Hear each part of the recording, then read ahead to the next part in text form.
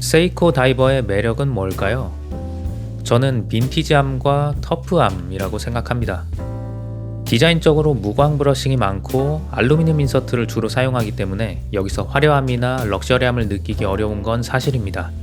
하지만 일부 모델은 과거 전쟁에서 쓰였다는 헤리티지와 빈티지한 디자인이 시너지를 내서 세이코 다이버만의 터프한 맛을 느낄 수 있습니다. 저 역시 그 맛이 좋아서 세이코 다이버를 꽤 좋아하는데요. 사람들에게 특히 인기 있는 모델은 단연 둥근 쿠션 케이스를 가진 터틀 시리즈입니다. 원래는 제가 가지고 있던 슬림 터틀 하나만 리뷰하려고 했어요. 다만 좀 더 대중적인 모델인 터틀하고 비교해서 어떤 차이가 있는지 또 사이즈감은 어떻게 다른지 궁금해하는 분들이 계실 것 같아서 사이즈 비교용으로 터틀을 한번 구매해봤습니다.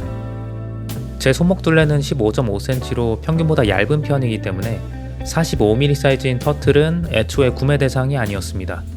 그래서 슬림 터틀 리뷰에서 사이즈 참고용으로만 보여드리려 했는데요. 포장을 뜯고 착용을 해봤는데 문제가 발생했습니다. 터틀을 차봤는데 이게 의외로 사이즈도 찰만한 것 같고 생각보다 시계가 만족스러웠던 겁니다. 그래서 슬림 터틀 영상을 뒤로 미루고 터틀을 추가로 착용해본 뒤에 더 자세히 비교하는 영상을 만들기로 생각을 바꿨습니다. 따라서 이번 영상에서는 슬림 터틀과 터틀 두 시계 사이에서 고민 중인 분들께 도움될 수 있도록 두 시계를 모두 소개해드리고 어떤 시계를 선택하는 게 좋을지 추천드리는 시간을 가져보겠습니다. 우선 슬림 터틀을 보겠습니다. 그냥 터틀로 불리는 SRP93 모델이 저렴한 가격으로 인기가 많아서 그런지 터틀이 오리지널 디자인이고 슬림 터틀은 터틀을 더 작게 만든 파생 모델로 알고 계신 분들도 있는데요. 굳이 따지자면 사실 슬림 터틀이야말로 가장 근본 있는 터틀이라고 할 수 있습니다. 세이코에서 다이버로 6인마스를 출시한 이후부터 타원형의 쿠션 케이스를 가진 터틀의 계보를 간략히 설명드리면 가장 먼저 슬림 터틀이 1968년 출시되고 2년 뒤 윌라드 터틀이 1970년 출시됐습니다. 참고로 윌라드라는 별명은 영화 지옥의 묵시록 주인공인 윌라드 대위가 착용해서 붙여진 이름입니다. 아무튼 슬림 터틀과 윌라드 터틀은 베트남전 당시 미군 PX에서 판매됐고 베트남 전쟁에서 실제로 사용된 모델입니다. 미국 시계 커뮤니티를 찾아보면 아버지가 베트남전에서 착용했던 슬림 터틀과 윌라드 터틀 오리지널 모델을 소개하는 글을 종종 볼 수 있습니다. 반면 터틀은 베트남 전쟁 이후인 1976년에 출시된 3세대 터틀 디자인이기 때문에 베트남 전쟁과는 관련이 없는 디자인입니다. 그럼에도 터틀이 가장 유명한 건 앞선 두 모델보다 무려 3분의 1밖에 안 되는 가격으로 인해 입문용으로 자주 추천되고 판매량이 많기 때문입니다.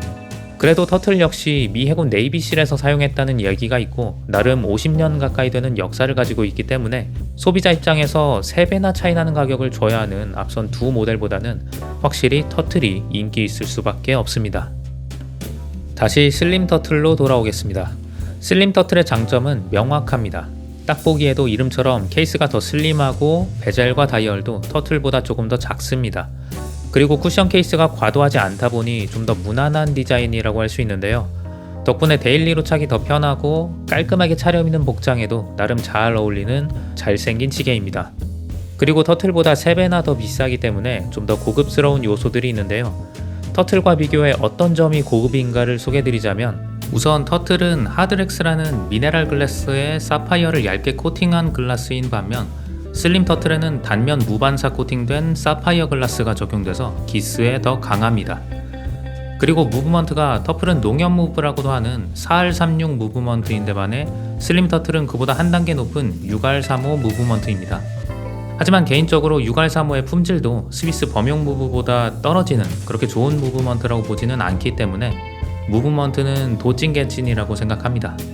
세 번째로 인덱스와 힌지가 다른데요. 네모와 동그라미의 차이뿐 아니라 자세히 보시면 슬림 터틀의 경우 테두리가 금속으로 쌓여 있어서 더 입체감 있고 고급스럽습니다. 핸즈 역시 화살표가 아니라 좀 더 단순한 디자인에 한쪽은 무광으로 다른 쪽은 유광으로 마무리해서 여기서도 좀 더 단정하고 비싸 보이는 느낌을 줍니다. 영상으로는 나타낼 수 없지만 베젤을 돌리는 조작감도 슬림 터틀이 좀 더 낫습니다. 터틀은 가볍게 드르륵하고 돌아가는 느낌이라면 슬림 터틀이 유격이나 덜그럭거리는 느낌이 더 적어서 조작감이 더 좋습니다. 그 외에 다이얼 글씨가 터틀은 흰색인 것에 비해 슬림 터틀은 광택이 있는 은색이고요. 러버밴드의 디자인 역시 슬림 터틀이 더 고급스럽습니다. 그리고 르호에도 차이가 있는데요. 터틀은 사선으로 된 검정 바탕의 르호에 분단위 마커가 페인팅되어 있어서 좀 더 스포티하고 툴워치 같은 느낌을 주지만, 슬림 터틀의 경우 수직으로 된 르호가 브러시드 되어 있기 때문에 위에서 봤을 때 다이얼 테두리가 은색으로 둘러싸여 있어서 더 클래식한 멋이 있습니다. 다만 베젤 정렬의 경우 슬림 터틀이라고 해서 터틀보다 더 나은 것 같지는 않습니다. 저의 경우 슬림 터틀보다 터틀의 베젤 정렬이 더 정확한 걸 보면 세이코에는 100만원을 넘겨줘도 QC에 여전히 뽑기 운이 필요하다는 게 참 아쉽습니다. 밴드 착용감은 둘 다 괜찮은데요. 재밌게도 저는 터틀의 착용감이 미세하게 좀 더 좋았습니다. 슬림 터틀 밴드 두께가 아주 조금만 더 얇았다면 어땠을까 하는 아쉬움이 살짝 있습니다. 마지막으로 베젤 톱니의 모양과 케이스 옆면의 모양이 다른데요. 슬림 터틀 베젤 톱니는 유광과 무광이 교차되는 마감이고, 케이스 옆면 역시 아랫부분에 각이 살아 있습니다. 이에 반해 터틀은 베젤 톱니와 케이스 옆 아래쪽이 모두 유광으로 마감되어 있는데요.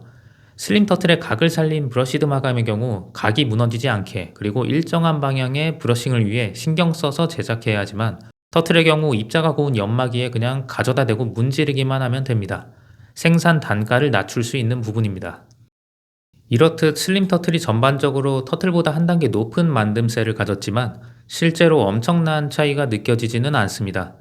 무브먼트와 베젤 정렬과 같은 QC를 생각해보면 다른 브랜드의 동가격 시계와 비교해봤을 때, 예를 들어 티소의 PRX나 미도의 오션스타와 비교해서 슬림 터틀이 가성비가 좋은 시계라고 하기는 어렵습니다. 이제 터틀에 집중해보겠습니다. 제가 터틀을 차고 놀란 게 45mm의 사이즈 대비 생각보다 찰만했다는 점인데요.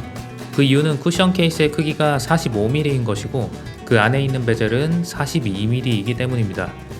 러버밴드가 부드러워서 착용감도 괜찮고, 실제 착용했을 때 의외로 터틀이 더 고급스러워 보이는 부분까지도 존재하는데요. 그 부분은 바로 러그 끝입니다. 슬림 터틀의 러그 끝은 반듯하게 사선으로 깎여 내려가지만, 터틀의 러그 끝을 보면 아래로 점점 휘어지는 둥근 모양을 가지고 있습니다. 그래서 케이스 윗부분의 마감 자체는 둘 다 브러싱으로 동일하지만, 터틀의 러그가 빛이 좀 더 다양하게 굴절돼서 더 그라데이션 있는 밝기를 보여주고요. 브러싱의 입자도 터틀이 조금 더 세밀해서 유광의 느낌이 더 강합니다. 그래서 케이스를 봤을 때 의외로 터틀에서 더 고급스러움을 느꼈습니다.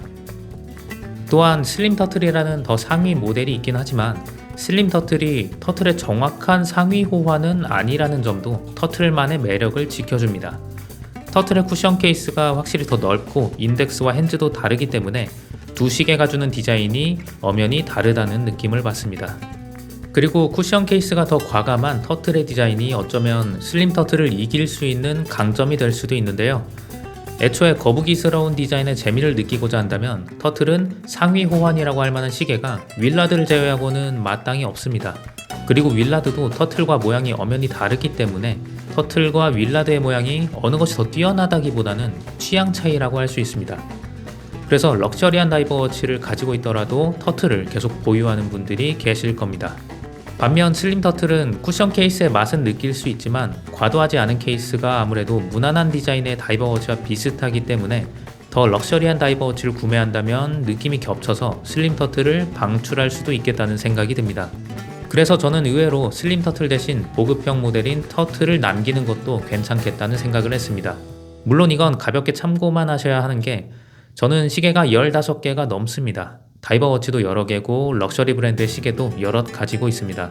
그래서 굳이 슬림 터틀이 가진 터틀 대비 고급스러움과 컴팩트한 사이즈가 필요하지 않은 상황입니다. 어차피 슬림 터틀보다 고급스럽고 컴팩트한 시계가 많이 있기 때문이죠. 분명한 건 제가 단 하나의 시계만 차야 한다면 터틀은 절대 고르지 않을 시계라는 점입니다. 터틀의 인기는 가격 차이가 3배나 나는 데서 오는 만족감도 큰 역할을 한다는 걸 알고 계셔야 합니다. 만약 세이코에서 슬림 터틀은 50만원에 출시하고 터틀에 150만원을 책정했다고 상상해보면 어떨까요? 슬림 터틀에 4R35 무브와 테두리 없는 인덱스를 하고 50만원에 출시, 그리고 터틀에 6R35 무브와 좀 더 고급진 재료와 마감을 써서 150만원에 판다고 상상해보겠습니다. 과연 45mm 사이즈에 150만원인 터틀을 몇 명이나 샀을까요? 그리고 50만원짜리 슬림 터틀은 아마 SKX보다 더 인기 있는 세이코의 베스트셀러 다이버가 되지 않았을까 하는 생각이 듭니다. 요약하겠습니다. 데일리 1, 2를 찾는 분이라면 저는 슬림 터틀을 조금 더 추천드리고 싶고요. 만약 38mm 이하의 다른 시계를 이미 가지고 계신 분이라면 터틀을 추천드리고 싶습니다. 터틀은 아무래도 사이즈 때문에 모든 상황에서 모든 복장에서 차기는 조금 아쉽다고 생각합니다. 제가 너무 보수적으로 생각하는 걸지도 모르겠는데 면접을 보거나 상견례를 하거나 수트를 입을 때 터틀을 차는 건 조금 안 어울리지 않을까 하고 생각합니다. 그리고 요즘 겨울이다 보니 터틀을 찼을 때는 시계가 옷소매에 껴서 불편한 점도 있습니다. 하지만 가격 차이가 너무 많이 나기 때문에 가격을 고려했을 때는 터틀에 더 좋은 점수를 주고 싶은 게 사실입니다.